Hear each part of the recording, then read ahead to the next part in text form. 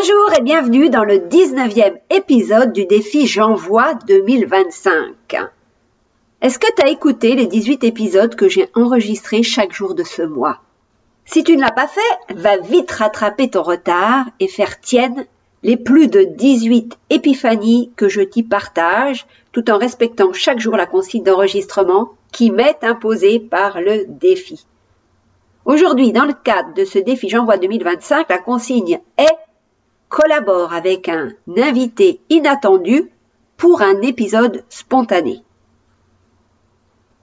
Pour t'honorer encore davantage, chère auditrice, j'ai une invitée de choix à te faire découvrir aujourd'hui. Et bien sûr, tu auras en cadeau une épiphanie supplémentaire à implémenter dans ton quotidien, si évidemment elle résonne avec toi. Pour ne rien rater de l'actualité et des épisodes de mon podcast Déprogrammons-nous, ça urge, pense à t'abonner maintenant. Bienvenue dans le podcast Déprogrammons-nous, ça urge avec Elisabeth Tarringui, mentor, coach en transformation consciente depuis plus de 20 ans. Tu cherches à reprendre les rênes de ta vie après une épreuve douloureuse. Tu as décidé qu'il était temps pour toi de prendre ta place, de t'affirmer et d'enfin créer la réalité que tu mérites. Eh bien, tu es au bon endroit. Mon nom est Elisabeth Tarringui et je crée la vie de mes rêves en conscience depuis plus de 30 ans. En plus de 20 ans, j'ai aidé des milliers de femmes à booster leur sécurité intérieure, à redevenir confiantes, visibles, inarrêtables. Avec ce podcast Déprogrammons-nous, ça urge, je t'aide à te libérer de tes conditionnements physiques, mentaux, émotionnels, spirituels pour quitter le manque et vivre enfin dans la joie et l'abondance.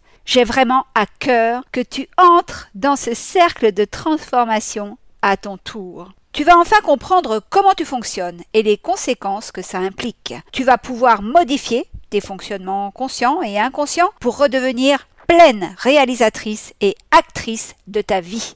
Aujourd'hui, j'ai la joie d'inviter et de te présenter mon âme. Alors, tu as sans doute ta propre définition de ce mot. Aussi, pour que nous partions sur des bases communes, je te donne ma définition. Pour moi, l'âme fait partie intégrante de moi. C'est ma part divine, ma part spirituelle. C'est ma composante essentielle, c'est mon essence.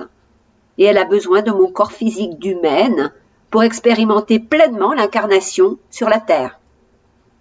Mon âme, c'est ma part la plus évoluée, la part la plus éveillée de mon être. Aujourd'hui, je vais tenter d'échanger avec elle, devant toi, chère auditrice.